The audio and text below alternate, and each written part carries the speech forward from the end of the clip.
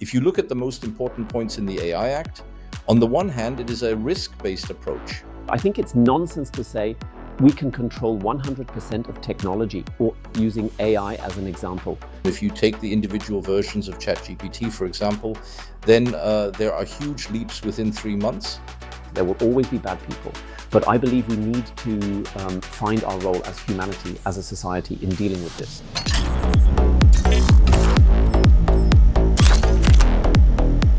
Hello, dear André. It's nice to see you again today. We have come together again today to record a new episode of our podcast, Digital.Decoded.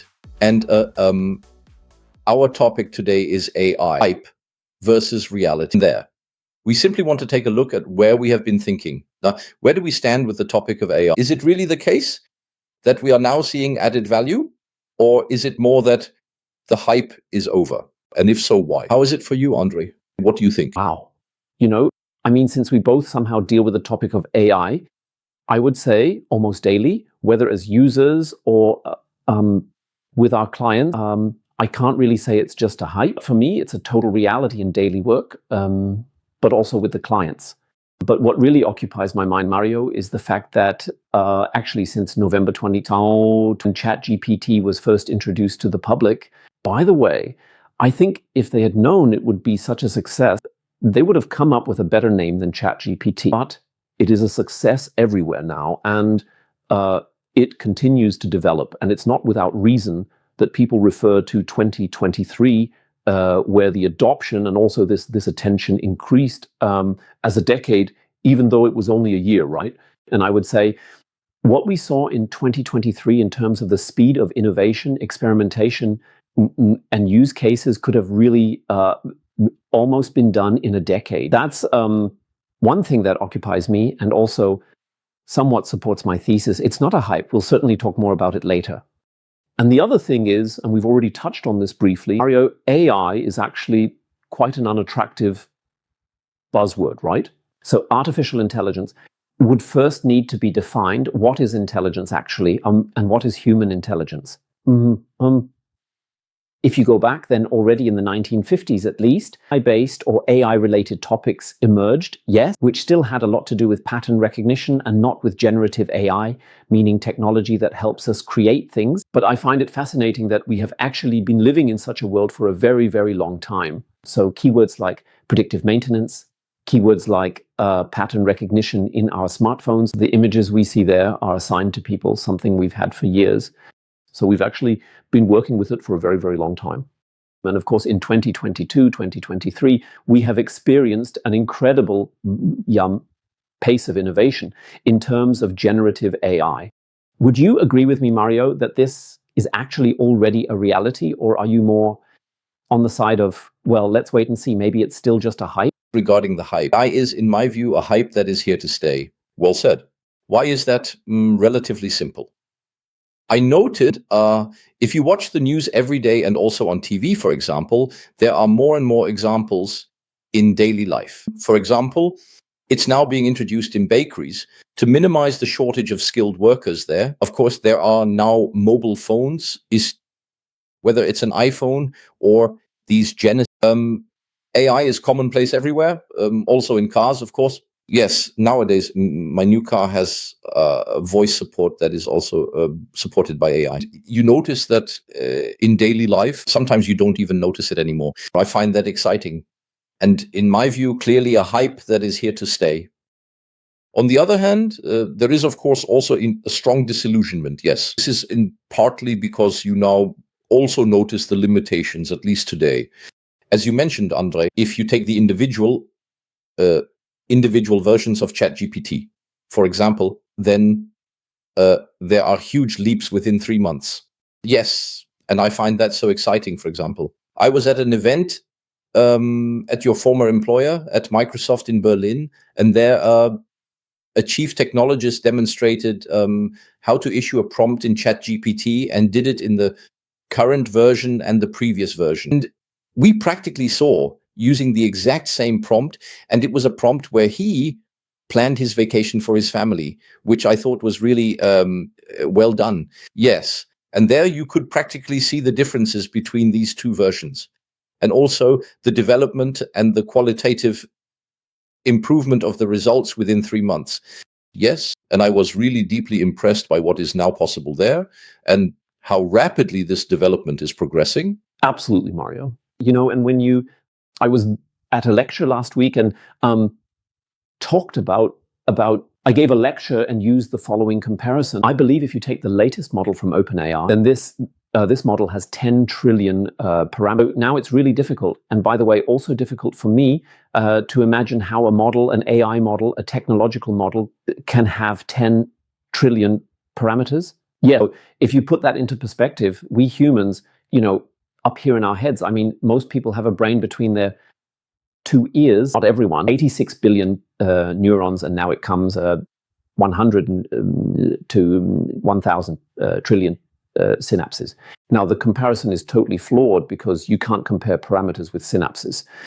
What I want to say with that is that the capability of our human brain is on a completely different level. Yes. And at the same time, of course, the development that you just described very correctly and fascinatingly, this development of AI models, we don't see an end to it yet, So if we are at 10 trillion parameters now, where will we be next year?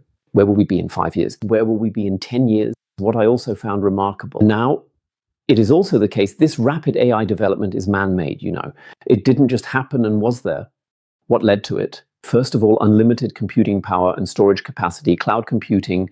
Then, of course, the improvement of algorithms that we see everywhere, the chips like NVIDIA as a market player, and of course, the availability of all data, essentially the entire knowledge of the world. And that is what made this rapid development possible. And as I just mentioned, we need data centers and indeed massive computing power to really feed and apply these AI models.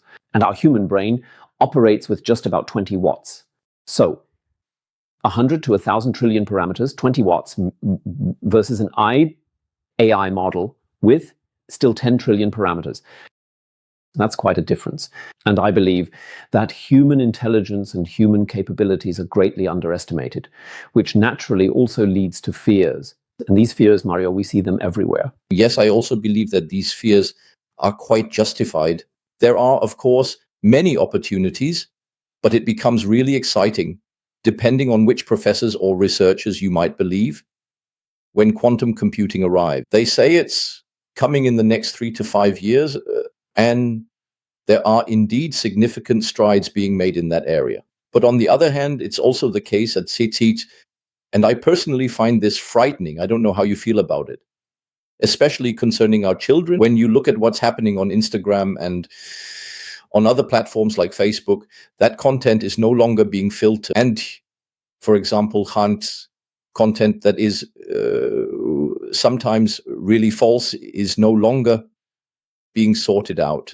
And now it comes to, or from my perspective, the exciting point: AI will primarily learn from AI itself within the next 5 years. Because, of course, these contents are also being generated by AI. And from my perspective, this combination of unfiltered AI learning from AI and quantum computing, that's where it gets really exciting. And I would definitely have more than just respect for the possibility that we could end up in Terminator scenarios there. And I think you just mentioned these risks and also a few topics. I think it's very important, Mario, not to ignore these topics or somehow dismiss them, because first of all, there are people who are afraid of this. And there are many reasons for that. And I believe that the fear is largely justified, especially in the current world situation where we see that technology and innovations are being used to harm others or seize power. And I'd also like to delve into 2 examples in more detail, Mario. I'm really interested in your perspective as well. That means AI has learned from us, from the entire knowledge of the whole world. And there are numerous studies on this, that the entire knowledge of the whole world, which is available digitally in some form, is of course also biased, So it has a certain political bias because more is written about it. It has a certain visual representation of old white men, just to be honest, Mo, because there are more images of them on the internet due to historical developments, power dynamics, and so on. And these biases, of course, are also present in AI systems. And we have noticed, especially in recent years, that these biases are also reflected in the content generated by AI. So, and I believe some very, very essential qualities come into play here that we humans possess. And this somewhat relates to your TikTok example. Unfortunately, I don't notice this with my children, I must honestly say, but I do notice it in society, that we have forgotten how to question things, that we have forgotten to trust our gut feeling, our ability to evaluate things differently, and that we tend to believe that what is on Instagram, TikTok, and so on must somehow be true, right? To take that at face value, to consider it as the truth. And I even believe it starts in the education system, that we learn to handle mathematics, languages, and so on, well, which is important, don't get me wrong. But these human skills, I see them as not being developed enough, and above all, not being demanded enough. Do you see it that way too? Yes, I definitely see it that way. But now I also want to stand up for people, many younger people, but certainly both of us as well. We are also active on social channels. And to be fair, I don't know about you. Sometimes you click on something because it interests you, even if it might not have a deeper content. And then you realize you're primarily being fed only or with these content. And because we live in a connected world, the exact same content suddenly appears on my computer, in the browser, and so on and so forth. What I mean to say is it's incredibly difficult to escape from it. And as a responsible person, perhaps it also has something to do with experience and age. And you can escape it by proactively clicking on other topics that are important to you.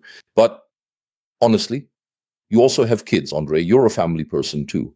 I mean, how are you supposed to have learned that at 13, 14, 15? It's impossible if your parents don't teach you. And if the necessary educational background isn't there, and you can already see that in the elections. Trump also massively used marketing automation, extensively used X with Elon Musk. That's massive manipulation also in terms of AI. And there's obviously a huge potential for danger. And I have a question for you. I'm a fan of the AI Act in the EU. In that regard, I'm not generally a fan of regulation, but I really believe that in this matter, it's important to regulate to some extent and to steer these things, especially due to the rapid development in the right direction. What do you think about it? Your stance on AI Act? Yes, I probably have, as you just hinted at. There are two sides to it. On one hand, I believe that if we consider the risks that have already been partially mentioned, which the technology inherently brings with it, then I think we should, how should I put it, establish rules on how we handle this technology. For example, what role do we humans want or should we have in the future? That plays a role for me. What will copyright and intellectual property mean in the future? The question is, what does responsibility mean? What does it mean to use AI ethically? We should take all these questions very seriously, and we should also solve them. And I always hesitate to say regulate, but we need to set rules for ourselves, which in the end is nothing but regulation. That's one side, and the other side. And I notice this very strongly, especially when I talk to companies, many questions and uncertainties arise. What exactly do I need to do now if I use AI in the company? Do I need to conduct training for everyone? Do I need to adhere to these principles, and so on and so forth? This means there is an incredible amount of uncertainty, and I think a middle ground would be to say, yes, we establish rules that are currently appropriate to also tap into the potential of this technology to some extent and use it for the companies, and first learn to walk. Because if we're honest, I always like to compare AI to the emergence or the taming of fire by humans.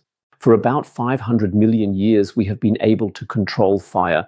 But we both know that even today, a lot of mischief is done with fire, crimes are committed, murders are committed, and so on, and we still cannot control it. And I think it's nonsense to say that we can control 100% of technology. Using AI as an example, there will always be bad people. But I believe we need to find our role as humanity, as a society with it. But I see that also reflected in the AI Act. If you look at the most important points in the AI Act, on one hand, it is a risk-based approach, meaning it really examines whether there is a potential danger, but it is also weighed based on risk category. What I also find important is that various AI practices that are considered particularly risky or harmful are truly prohibited. I honestly think that's right. On the other hand, I also consider it important that there is protection of fundamental rights. This means that fundamental rights, as well as the safety and health of citizens, are truly prioritized. And at the same time, and I agree with you, André, it is of course also a question of how this can be reconciled with the promotion of innovation and competitive. And of course, one must also ensure that when these new AI applications are developed in all areas where AI systems are developed, operated, or used, the necessary knowledge and understanding among employees must be present. I consider that to be very, very important. Practically, it is incredibly difficult, of course. We know this in various areas where regulation applies, also in the financial services sector, where we as a company are very active. This is naturally a topic, or in the energy sector or the telecommunications sector. And we also know, of course, that we Germans are extremely inclined to wrap everything in rules, to complicate everything. And I believe we all look enviously at America, because at the end of the day, the Americans are much more hands-on, much freer. They naturally live these degrees of freedom and do not limit themselves, and can therefore enable completely different innovation cycles. And that's also what you mentioned. Absolutely, Mario. And by the way, I don't know what the right or wrong way is. I think thinking in these categories of right and wrong makes little sense, because I believe, we simply haven't proven it yet. I do have, as I said, the part of me that says we need to set more rules to some extent. The other part says we also need the freedom to be creative, to be innovative. But I want to address another topic again. You briefly mentioned earlier that, of course, a lack of educational equality or opportunity also leads to people either being more worried about this technology, being manipulated by social media, and so on and so forth. And I think this is a great example where technology can also help restore educational equality. I mean, it is statistically proven that children who come from somewhat well-off or affluent parents have more opportunities to get a good education, pursue good studies than children who come from less. And one of the reasons is that access to tutoring is often lacking there, because tutoring usually costs money. And what we are now experiencing with AI, with generative AI, there are some great research projects at the University of Munich where the virtual tutor is simply made available to the children. That means you can specify, I am in the following grade level, let's say subject German, and I need to rewrite an essay. This is my first draft. And this AI doesn't rewrite the essay for you, which it could do, of course, but instead tells you, listen, try to use less of words like great and awesome, and try to restructure the sentences like this and that. So it's essentially a virtual tutor that is available for free. And this is, of course, a topic on how to restore educational equality, which I think is a really great example. Great example, André. I have another example. I'm not sure if I ever told you this. I had a severely disabled brother who unfortunately has passed away, but I have had a lot of... Nowadays, one wouldn't say disabled, but rather handicapped individuals throughout my life, and especially during my childhood. And then the important aspect of AI, in my view, is the topic of inclusion. What I find super exciting on, for example, both professional. We are currently doing this with many companies. How can AI help me, for instance, to call customers fully automated, or as has already been seen on the internet? There's a news case from Paloa, which I find really great, where you say, I have a change of address. I'm moving, for example, as a private individual or as a company. And I tell my phone, dear iPhone, please check where this address, and then you call fully automated and usually talk to another bot in the future. And then please change this address everywhere it is stored. And these are, of course, manual tasks that we all still have to deal with today. And on the one hand, they naturally cost us a valuable time, that we can spend differently in the future. But the other aspect is, of course, the topic of inclusion. People who may, not be able to write well, who might have a writing disability, will have completely different opportunity. On the other hand, there's also the topic of language. I find it very, very exciting to see this as an interface in the future. And what really excites me, I don't know if you've seen this, Andre, is that there are, of course, simultaneous translations available today. Microsoft does it and others as well. If, for example, someone comes from another country and perhaps doesn't speak the language very well yet, they can call an insurance company. And during the call, in real time, Polish is translated into German. This means that on one side, someone speaks in their native language, and practically the person on the other side also speaks in their native language. And that is, of course, amazing from my perspective, and not only has incredible potential, but also truly makes life easier for people. Absolutely. And these are really great examples, where technology, or in this case, AI, can really help people to have more participation in society in various topics, because they might be handicapped, because they might not speak the language, or because they might not have the financial means. And I think it's important to see these opportunities versus, of course, the risks that we must not ignore and need to consider. This is somewhat the task we have in society, and particularly in Germany and Europe. From my perspective, we should urgently address, to see the risks, but above all, to also consider the opportunities, to look at what can we do together there. I would also like to share a customer example. I am currently working with 2 or 3 clients where the focus is on leveraging the truly long-standing knowledge of one company, which has over 150 years of expertise in how to produce certain things, with which ingredients, certain materials. This knowledge often resides in the minds of a few people within companies today, and mostly in the minds of employees who will eventually want to leave the company due to retirement. Here, AI offers a truly incredible opportunity to first absorb this knowledge, which is naturally present in a variety of documents in different formats, meaning unstructured, and to create a language interface, whether via keyboard or truly by voice, that then allows access to this knowledge and enables the spinning and creation of certain things.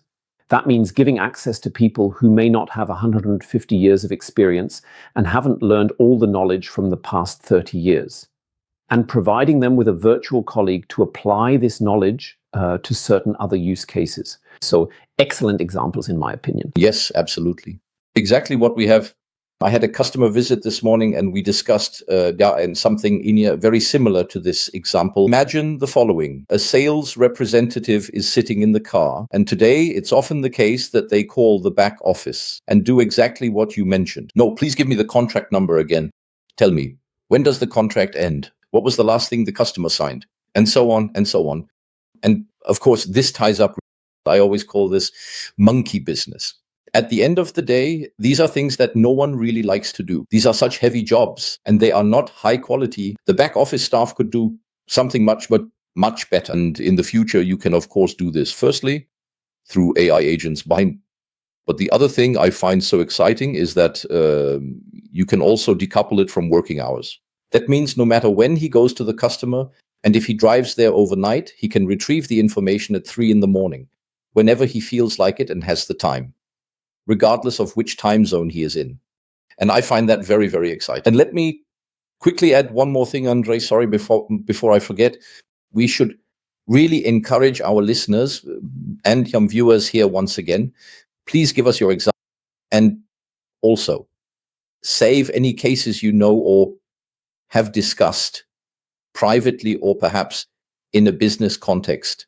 Please share them here, also in the comments, send them to us. Andre and I are happy to take them up and discuss them.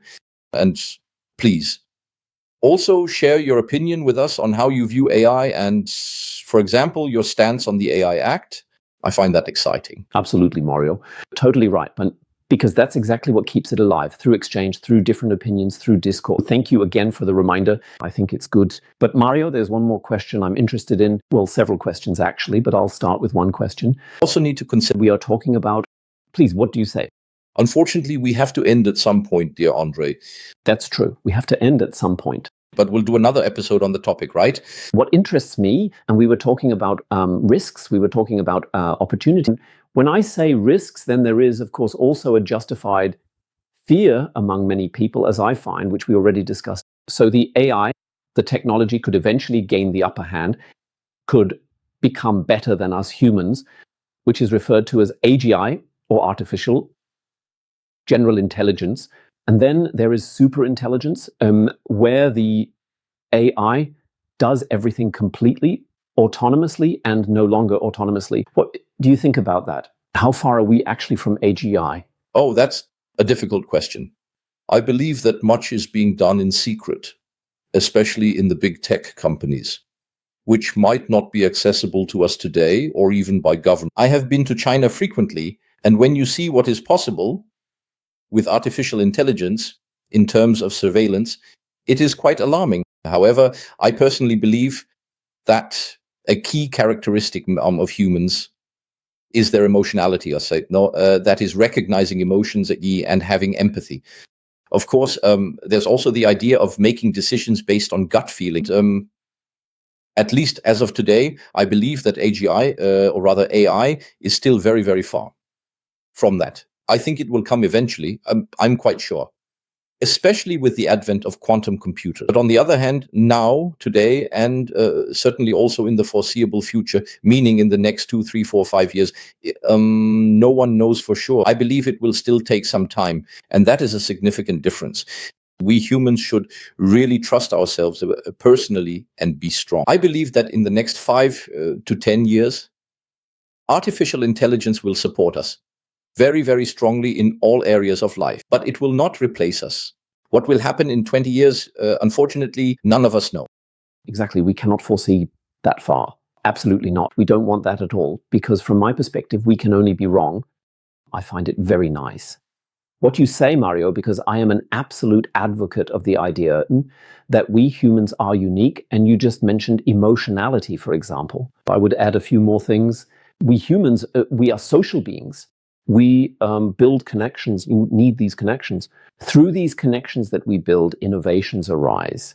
We exchange ideas. We have this famous, you also mentioned it, this famous gut feeling where we say, man, I would do it this way now, not based on facts, but because I believe it's simply the right decision to do it this way. And we are also creative. And as I mentioned earlier, everything that AI generates or creates has come about because we taught it to the AI through the things we have written, painted, or whatever else we have done. But this true creation of new things, we humans can do that because we can combine things with our incredibly complex brains. And I also believe, I don't want to look too far ahead, but I am very, very optimistic that in the coming years, we will not experience an AI that is truly as good as we humans in all respect. I think, in conclusion, Mario, it can be said that AI is here to stay. It's like fire. It will continue to evolve, and hopefully we will eventually be able to control and master it. We will be able to use it for our benefit. We will be able to use it, to create jobs, make things easier for us humans, and perhaps even solve the great problems of humanity. And I believe that quantum computing is indeed a crucial point that will bring about incredible acceleration. But I think, to answer the question from the beginning, hype versus reality, yes, there is a disillusionment, but it is actually reality, isn't it? Yes, I stand by that. A hype that remains, and AI will continue to shape our lives, as you said, André. I can't put it any better. I think you summarized all the facets once again. Thank you for that. And I would suggest we conclude today's session with that. I would suggest we definitely revisit this topic again. We could certainly make 10 more episodes with it, especially when you consider the other aspects we have, in combination with AI, sales, and also leadership. I think there are some very exciting topics there. In that sense, once again, a call to everyone who hears and sees this, please share our episode if you enjoyed. Please spread the word. Also subscribe diligently to our newsletters, for example. André has one and I have one too. And yes, we would be very happy if the community grows every day. And as you hopefully notice, André and I have a lot of fun with it. We would like to continue sharing and pursuing this. And in that sense, thank you very much, André, for the great exchange again today, and certainly in the next episode. Really happy, Mario. It was incredibly fun. Exactly. Dear listeners, dear viewers, until next time, looking forward to it.